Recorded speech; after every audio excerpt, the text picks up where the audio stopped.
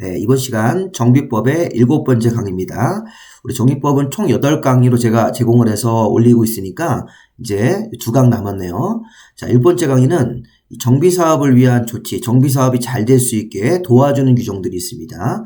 또 사업에 반대하는 사람들은 현금 청산 같은 거를 이제 관련 절차를 배울 겁니다.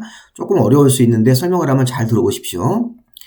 자, 우선 우리 봐야 될 것이 자, 정비사업이 3개가 있는데 그 중에 요 개선사업하고 요 재개발사업은 상대적으로 가난한 쪽으로 봐서 철거되는 주택 소유자 등을 위해서 이주대책을 의무적으로 해야 됩니다. 자, 임시거주지나 이사갈 수 있는 자금 융자를 자, 그럼 이게 재개발사업하고 개선사업은 의무인데 이주대책이 재건축사업은 의무가 아닙니다. 그렇게 하나 해석을 좀 하셔야 되고 또 조합 설립에 반대할 때 재개발 사업할 때 반대하는 사람이 있을 때는 강제 수용 절차가 들어가고 감정 가격으로 그다음에 재건축 사업의 조합 설립에 반대하고 이런 사람에 대해서는 자, 감정가보다 조금 높은 시세로 매도 청구라는 게 들어가는 겁니다. 자, 조합 설립에 반대하는 사람들, 조합 설립의 동의요건에 반대하는 사람이 있을 때는 재개발 사업은 수용, 재건축 사업은 매도 청구로 현금 청산 작업이 들어갑니다.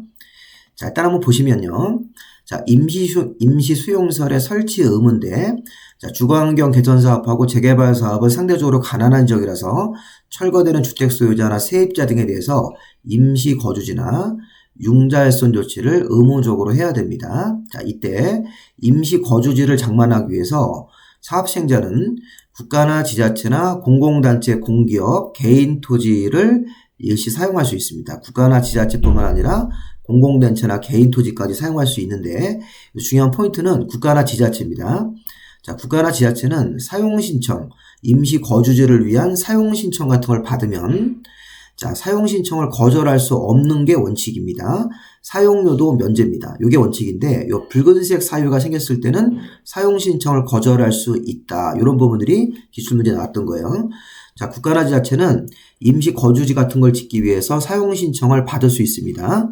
자, 그럼 사업시행자한테 사용신청을 받으면 자, 제3자와 이미 매매계약을 체결했을 때 제3자에게 이미 사용허가 같은 걸 내줬을 때는 그런 걸 제외하고는 이런 사유가 있을 때를 제외하고는 사용신청을 거절할 수 없으므로 이런 사유가 있을 때는 사용신청을 들어왔을 때 거절할 수 있다는 것입니다. 다시 한번 국가나 지자체가 사용신청을 받았을 때 제3자와 이미 계약을 체결했을 때 제3자에게 사용허가라는 걸 내줬을 때는 제3자랑 먼저 계약을 체결한 상황이기 때문에 그때는 거절할 수 있고 그런 경우를 제외하고는 이런 경우를 제외하고는 사용신청을 거절할 수 없다고 돼 있으니까 이런 붉은색 같은 분홍색 사유가 있을 때는 사용신청을 정당한 이유로 거절할 수 있다고 해석하시면 되겠습니다. 자, 기출문제 나올 때는 국가나 지자체는 제3자와 이미 매매 계약을 체결한 경우라도 사용신청을 거절할 수 없다 이러면 틀립니다. 기출문제 나왔던 형태입니다. 제3자와 이미 매매 계약을 체결했을 때는 사용신청을 거절할 수 있다고 해석하셔야 됩니다. 자, 이번에는 조합 설립에 반대한 사람을 정리하겠습니다. 자, 재개발 사업은 수용으로 정리하는 거고 재건축 사업은 매도 청구로 정리할 겁니다. 자, 수용은 이 보상금을 감정 가격으로 보통 우리가 뭐 주변의 시세가 뭐 평당 뭐 1,000만 원이다 이랬을 때 감정가액은 한 평당 800만 원 정도 이 정도 금액으로 수용 절차가 들어갈 수 있고 또 재건축 사업은 매도 청구는 시세 요거는 시가라는 표현을 쓰는데 실제 거래되는 시세가 평당 한 1,000만 원 정도 하면 시세는 한 900 정도 이 정도 선에서 이 매도 청구가 들어가기 때문에 이 매도 청구가 이 수용보다는 좀 더 금액을 좀 많이 줍니다. 시가로 매도 청구 수용은 감정가로 매도 청구 더 중요한 게 뭐냐면 재개발 사업의 조합 설립에 반대하는 사람에 대해서는 강제 수용 절차가 들어가서 뺏을 수 있습니다. 재개발 조합이. 근데 재건축 조합은 강제로 뺏는 수용 못하고 우리에게 넘겨라 매도 청구를 하고 매도 청구를 거절하면 그때는 소송으로 가서 판결문을 받으면 그때 강제로 그 땅을 현금 청산할 수 있는 거죠. 그래서 매도 청구는 나중에 불응을 하면 소송까지 가야 되는 그런 조항들이 있습니다. 좀 어려우시면 재개발 사업은 감정가로 수용 재건축 사업은 조금 더 주는 금액, 시가로 매도 청구할 수 있다. 조합 설립에 반대하는 사람. 자, 관련 내용들 보시겠습니다. 자, 일단 토지 등의 권리 취득이 재개발 사업을 수용으로 현금 청산한다는 뜻입니다. 자, 매도 청구는 여기 뒤에 따로 나올 겁니다. 재건축의 현금 청산은 매도 청구로. 자, 우선 재개발 사업할 때 이거 문장 한번 잘 보십시오. 자, 재개발 여기 보시면 정비 사업을 하기 위해서 필요하면 여기 재건축 사업은 천재지변으로 긴급한 경우만 이 수용 절차가 들어가기 때문에 재건축 사업은 빼고 생각하시면 돼요. 자, 정비 사업에서 주거환경 개선이나 재개발 사업 같은 거 할 때, 정비 사업 할 때 재건축은 빼기 때문에 자, 정비 사업, 재개발 사업을 할 때 필요한 경우가 뭡니까? 필요한 경우가 조합 설립에 반대한 사람이 있을 때 그 사람의 가지고 있는 재산을 공취법, 공익사업을 위한 토지취득 보상법률, 이게 토지수용법입니다. 이 수용법에 따라서 그 사업에 반대하는 사람, 필요한 경우 사업에 반대하는 사람이 있었을 때는 그 반대하는 사람들이 가지고 있는 토지나 건물의 권리를, 소유권이나 기타 권리를 강제로 공취법에 따라 취득, 수용하거나 강제 사용할 수 있습니다. 다시 한번. 자, 정비 사업을 위해서 필요하면, 자, 재개발 사업 같은 거 할 때 필요하면 반대하는 사람이 있으면 공취법에 따라서 그 사람들이 가지고 있는 토지나 건물의 권리를 강제로 취득할 수 있다, 수용할 수 있다. 단 재건축 사업은 이런 수용 절차가 천재지변 경우만, 긴급한 경우만 수용할 수 있다. 그래서 재건축 사업은 평상시에 수용을 못한다는 뜻입니다. 그래서 이게 재개발 사업이나 주거환경 개선 사업을 해석하시면 되겠습니다. 자, 우리 수용을 할 때는 공취법을 준용하죠. 공취법 절차에 따라서 수용을 해야 되는데, 자, 우리 공취법에는 요 사업인정이라는 심사를 하나 받아야 돼요. 공취법에 따라 수용을 하려면 요 사업인정이라는 중에 서류 심사를 받아야 되는데, 이 정비법상 재개발 사업할 때 수용할 때는 앞에서 배웠던 사업시행 인가 있죠. 사업시행계획 인가만 받으면 공취법상 사업인정 받은 것으로 보고 수용 자격이 부여되는 겁니다. 자, 여기 사업시행 인가, 정비법상 사업시행계획 인가고시가 나오면 이때부터 공취법상 사업인정이라는 심사를 받은 것으로 간주하고 수용 자격이 생긴다. 이렇게 한번 읽어보시고, 자, 재개발 사업은 사업을 위해서 필요하면 반대하는 사람이 있으면 공취법 규정에 따라서 가지고 있는 토지나 건물의 권리를 강제로 수용할 수 있습니다. 자, 그런데 자, 재건축 조합 설립에 반대한 사람에 대해서는 수용이 아니고 매도 청구로 들어가는 겁니다. 매도 청구. 자, 이거 보십시오. 재건축 사업의 시행자는 사업 시행계획 인가고시가 있고 나서 30일 안에 재건축 조합 설립에 동의하지 아니한 사람들, 그러니까 조합원이 안 됐었죠. 자, 재건축 조합 설립할 때 동의하지 않은 사람에 대해서 30일 안에 다시 한번 물어보겠다. 조합 설립에 동의하겠냐고 회답을 촉구합니다. 그러면 2개월 안에 회답을 해야 돼요. 만약에 2개월 안에 회답을 안 하면 2개월 지난 다음에 동의를 끝까지 안 하겠다는 의사로 이렇게 간주합니다. 그러고 나서 2개월이 지난 다음에 다시 2개월 기간을 잡아서 그 조합 설립에 동의하지 않은 사람에 대해서 그 사람이 가지고 있는 토지나 건물의 각종 권리를 시가로 매도할 것을 청구할 수 있습니다. 다시 한번 재건축입니다. 재개발이 아니라 재건축 사업을 할 때는 사업 시행 인가 후 30일 안에 조합 설립에 재건축 조합 설립에 동의하지 않는 사람에 대해서 한 번 더 기회를 줍니다. 동의를 하겠냐고 회답을 촉구합니다. 30일 안에. 그러면 2개월 안에 회답을 해야 되는데 회답을 안 하고 시간이 지나버리면 2개월 그 다음날 되면 동의를 끝까지 안 했다는 것으로 간주하고 그 다음에 2개월 지난 다음에 다시 2개월 기간을 잡아서 그 사람들이 가지고 있는 토지나 건물을 현금 청산하기 위해서 매도 청구할 수 있습니다. 제가 간단하게 그림 그려봤는데 자, 사업 시행 인가고시가 있으면 30일 안에 동의하겠냐고 회답을 촉구합니다. 동의 안 한 사람에 대해서. 30일째 회답이 촉구가 들어가면 2개월 안에 회답을 해야 돼요. 근데 회답을 안 하면 통지가 없어요. 회답 통지가 아무것도 없을 때는 동의를 끝까지 안 하겠다는 뜻으로 간주합니다. 그러고 나서 2개월 지난 다음에 다시 2개월 안에 매도 청구로 들어가는 겁니다. 자, 매도 청구는 시가로 우리에게 팔아라 이렇게 청구하죠.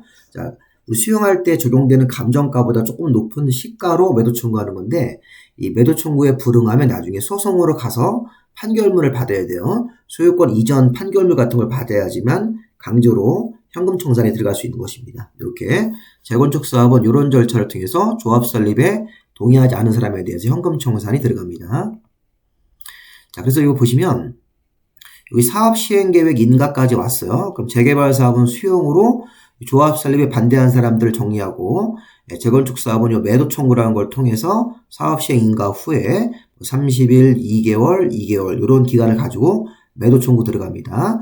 자, 그리고 그림 보시면 현금 청산 1이 있고 현금 청산 2가 있습니다. 2. 여기 뒤에 가서 배우실 건데 우리가 분양 신청, 사업 시행 계획에서 현금 청산을 먼저 하고 조합 설립에 반대하는 사람들 정리하고 여기 분양 신청을 받아봤더니 분양 신청을 막판에 안 하는 사람들이 또 있습니다. 분양 신청 안 한다는 얘기는 막판에 사업에서 빠지겠다는 얘기이기 때문에 마지막 그 절차 쪽으로 와서 이런 사람에 대해서 다시 관리처분계획 인가 후 수용이나 매도 청구로 현금 청산을 한번 더 할 거예요. 자, 현금 청산 1은 누구를 정리하는 겁니다. 현금 청산 1은 조합 설립에 동의하지 않고 여기까지 넘어온 사람들. 현금 청산 2는 분양 신청 안 한 사람들. 마지막 절차로 와서 분양 신청을 마지막에 안 한 사람에 대해서는 재개발 사업은 관리처분 계획 인가 후 수용 절차 들어가는 거고, 재건축 사업도 관리처분 계획 인가 후 매도 청구라는 절차를 통해서 한 번 더 정리하는 절차가 있습니다. 자, 그 다음에 네 번째, 주거환경. 자, 우리 앞에서 배운 게 이제 재개발 사업은 수용, 재건축 사업은 매도 청구로 정리했고, 자, 이번에는 주거환경 개선 사업할 때 특별한 규정이 있는데, 자, 주거환경 개선 사업에 사시는 분들은 저소득층들이죠. 그래서 저소득층들이 주거환경 개선 사업을 하면서 각종 건축 허가나 부동산 등기할 때는 국민주택채권 강제 매입 규정을 적용하지 않습니다. 가난한 사람들은 돈이 없으니까 국민주택채권 강제 매입 규정을 적용하지 않고, 또 건축법의 일부 규정을 적용하지 않고 이 법 내에서 직접 처리하는데, 주거환경 개선구역에서 건축법상 대지와 도로와의 관계, 건축법상 높이 규정을 적용하지 않고 이 정비법 내에서 따로 규정을 정할 수 있습니다. 참고로 읽어보시고, 자, 또 주거환경 개선 사업할 때는 이 도시계획설의 설치 기준을 국토계획법에 따르지 않고 이 법에 국토부령으로 별도로 만들어서 따로 정해서 처리하는 경우도 있습니다. 원래는 도시계획설 설치 기준이 국토계획법에 국토부령으로 있기 때문에 국토계획법에 따라야 되는 건데, 정비사업을 할 때는 이 정비법 내의 국토부령으로 따로 정하도록 되어 있고, 4번 같은 경우 우리 저기 체계도에 없는데 여기 이런 거는 한번 따로 좀 보셔야 됩니다. 이런 3번, 4번 같은 경우는, 자, 주거환경 개선구역으로 정비구역이 지정되면 해당되는 땅은 자동적으로 2종 일반이나 3종 일반 주거지역으로 결정고시가 된 것으로 보면서 땅의 이름이 바뀝니다. 자, 주거환경 개선 사업 하던 장소가 원래가 1종 일반 주거다.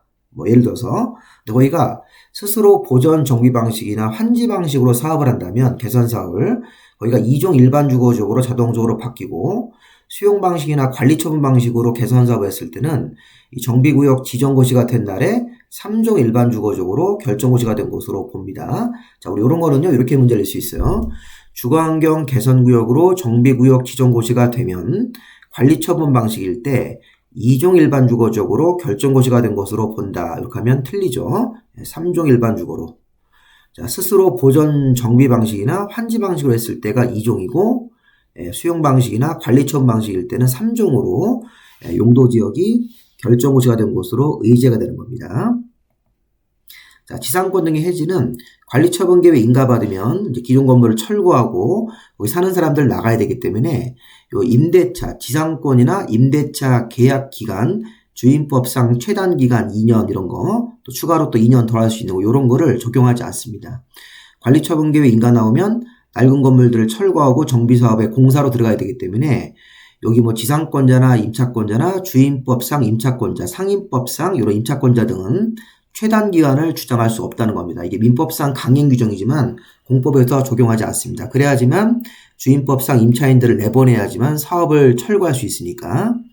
그럼 이제 이렇게 계약 기간이 남아 있어도 이 계약 기간 적용하지 않고 바로 임대차 계약을 바로 해지할 수 있습니다. 여기서. 그래서 여기 최단 기간 같은 거나 이 계약 기간을 적용하지 않기 때문에 당사자 간에 그 계약을 해지할 수 있고, 계약 해지하면 임차권자가 이런 보증금을 받아 나가야 되는데 이거를 금전반환 청구권을 그 집주인한테 먼저 청구하지 않고 사업시행자 조합에게 먼저 행사할 수 있습니다. 임차인이 쉽게 나갈 수 있게끔 조합에게 먼저 보증금을 달라 임대차 계약을 해지하고 나서, 그럼 나중에 이제 사업시행자인 조합이 그 보증금 같은 걸 먼저 돌려주고 나서 나중에 이 토지동 소유자, 건물이나 토지 소유자한테 구상할 수 있게끔 이렇게 만들어 놨었으니까 읽어보시 바랍니다. 자, 문제 한번 보겠습니다. 임시수용설의 설치에 관한 내용으로 가장 틀린 것은 주거환경 개선과 재개발 사업은 상대적으로 가난한 지역이다. 재건축보다. 그래서 철거되는 주택의 소유자나 세입자에 대해서 임대주택 등에 임시 거주시키거나 융자활성 조치를 할 수 있다가 아니라 하여야 한다. 맞습니다. 개선사업과 재개발 사업은 임시 거주 같은 것들을 의무적으로 해야 된다. 자, 1호에서 임시 거주를 위한 주택 건설을 위해서 국가나 지자체나 공공단체나 개인 토지까지 사용할 수 있죠. 국가나 지방자치단체는 또 동그라미 2번에 따라 사용 신청을 받으면 제3자와 이미 매매 계약을 체결한 경우에 자, 그 계약을 해지하고 제공을 해줘야 된다. 이게 아니죠. 자, 국가나 지자체는 사용 신청이 들어왔을 때는 사용 신청을 거절하지 못하는 거지만 단 제3자와 이미 매매 계약을 체결했을 때는 거절할 수 있다. 제공 안 해주고 거절할 수 있는 거죠. 사용 신청을. 3번이 틀린 거니까 이런 질문들 잘 해석해 보시기 바랍니다. 그리고 사업 시행자는 공사 완료일로부터 30일 안에 임시 거주시설, 아까 우리 임시 거주시설 같은 걸 만들었을 때는 공사가 다 끝나면 임시 거주했던 사람들이 새 집으로 들어가니까 30일 안에 임시 거주시설을 철거하고 원상회복하고 이제 국가에게 반납해야 되는 거죠, 땅을. 자, 재개발 사업 같은 거 할 때는 상가 세입자들이 사용할 수 있게끔 또 임시 상가 같은 걸 설치하게 할 수도 있습니다. 이런 거는 우리가 좀 체계도에 없는 내용이니까 추가적으로 보시기 바랍니다. 4번하고 5번 같은 경우는. 정답은 보시면 3번으로 봐야 되겠죠? 자, 2번. 정비사업의 시행에 관한 내용이다. 가장 틀린 경우는. 자, 사업 시행자가 재개발 사업을 하는 거예요. 필요한 경우 반대하는 사람이 있으면 공취법 규정에 따라서 그 사람들이 가지고 있는 토지나 건물의 각종 권리를 공취법에 따라 취득할 수 있다. 수용할 수 있다.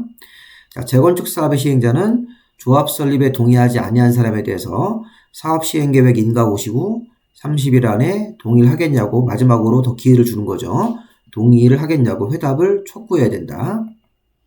그럼 이후에서 30일 정도 이내 촉구를 받은 자는 2개월 안에 회답을 해야 되는 거죠.